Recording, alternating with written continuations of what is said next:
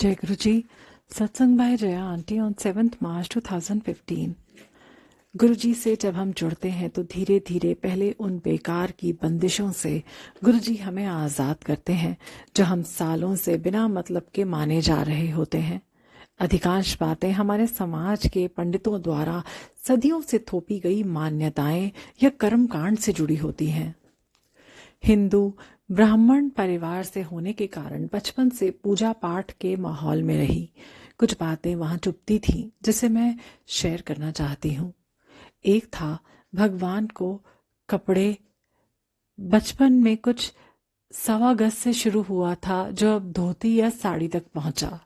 सो भगवान को कपड़े अर्पण करना।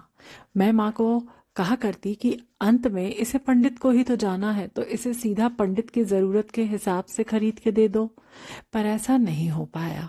जब गुरुजी से जुड़े तो इन सब कर्म कांड का कोई महत्व नहीं दिखा और ये सब छूटता गया।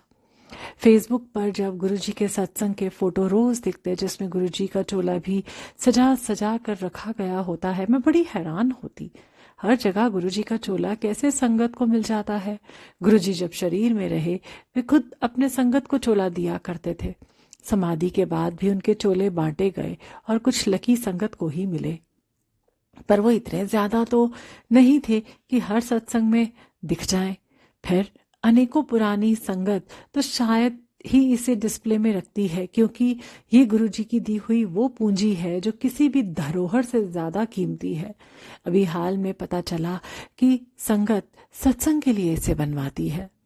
यानी गुरुजी जहां से हमें निकालना चाहते हैं वहां हम खुद ही फंस रहे हैं। धीरे धीरे ये नियम बन जाएगा कि जब भी सत्संग हो वहां नया चोला ही गुरुजी का होना चाहिए। समाज में कोई भी नियम इसी तरह ही से तो लागू होता है।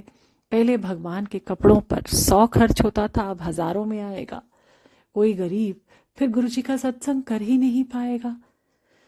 गुरुजी क्या चाहते रहे? यदि सामर्थ्य है तो बेशक रोज हर सत्संग के लिए नया चोला बनवाया जा सकता है, पर गुरुजी तो ज्यादा खुश तब होंगे जब उन्हीं पैसों से हम किसी जरूरतमंद को कुछ खरीद कर देते। आने वाले दिनों में इन चोले की अहमियत भी वही रह जाएगी जो अभी मंदिरों से मिली माँ की चुनरी की होती है। बॉक्स के किसी कोने में सजा कर रख दी जाएगी। मैंने वो खुशबू सूंघी है जब गुरुजी का चोला कोई बाहर निकालता है। अलमीरा क्या, पूरा घर खुशबू से भर जाता है। जो प्यार उमड़ता है अंदर से उसे तो वर्णन ही नहीं किया जा सकता। गुरुजी हर वक्त हमारे हर काम में साथ दिखते हैं। यही तो समझाना चाहते हैं कि वो तो सिर्फ हमारे प्यार के भूखे हैं। हम जहां भी बुलाएंगे आ जाएंगे। सिर्फ हमारी श्रद्धा मायने रखती है उनके लिए, ये दिखावा नहीं। पर हम हैं जो अभी भी लगे हुए हैं।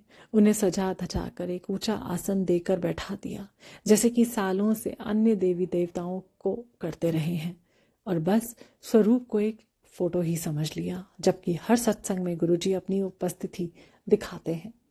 हमारे घर में ना तो कोई चोला है, ना ही गुरुजी की कोई जुत्ती। हर सत्संग में सिर्फ गुरुजी का एक ही स्वरूप इस तरह से रखने की कोशिश की जाती है कि ज्यादा से ज्यादा संगत उनको देख पाए। पर हर सत्संग में गुरुजी ब्लेस करने आते हैं तो हमें क्यों करने पड़े ज्यादा, हम क्यों पड़े ज्यादा आडंबरों में। गुरुजी को हमें एक बार कहकर भूल जाते हैं, गुरुजी उसे भी पूरा करते हैं। अभी होली के पहले ही एक आंटी ने कह दिया कि गुरुजी मैं तभी होली खेलूंगी जब आप सबसे पहले मुझे गुलाल लगाने आओगे। होली के सुबह 9 बजे के आसपास घंटी बजी। आंटी अकेले रहती हैं। उन्होंने की होल से देखा, एक बहुत ही भव्य मुस्कान के साथ रेड टी शर्ट और ब्लू पैंट में कोई खड़ा था। उन्होंने डर से खोला ही नहीं। फिर पता लगाया कि कोई भी गार्ड के बिना इन्फॉर्म किए इनके घर तक कैसे पहुंच गया। गेट पर कोई एंट्री नहीं थी उस समय की। सीसीटीवी में भी कोई नहीं दिखा। फिर आंटी को अपनी बात याद आई कि गुरुजी को उन्होंने क्या कहा था। गुरुजी अपनी प्रेजेंस को हमेशा कंफर्म भी कराते हैं। उसी बिल्डिंग में एक और संगत के पास गए जो कभी होली नहीं खेलते हैं। उसे गुलाल लगाया और हैरानी कि उन्होंने प्यार से लगवाया भी और फिर गायब हो गए। ऐसे तो हैं हमारे गुरुजी जो हमने यूं ही प्यार से कह दिया उसे भी मान लिया। फिर क्या ज़रूरत है दिखावा करने की? हम कब अपने अंदर की आवाज़ को सुनना शुरू करेंगे? क्योंकि गुरुजी सबसे पहले हमें वहीं से समझाने की कोशिश करते हैं। वो हमें कहता रहता है, पर दूसरे क्या करते हैं, या यदि हमने ऐसा नहीं किया तो दूसरे हमें क्या समझेंगे, इन बातों से अभी भी हमें फ़र्क पड़ता है।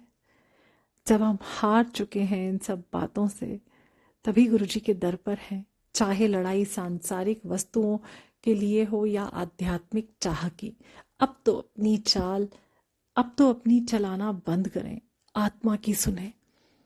या अब भी दिखावे के दलदल में फंसे रहकर मूल काम से ही अपने को अलग रखते रहेंगे? मूल काम यानी सिर्फ भक्ति और प्रेम, गुरुजी की ऐसी शक्ति कि जिससे संसार चलायमान है। गुरुजी हमारा सही मार्गदर्शन करें। जय गुरुजी।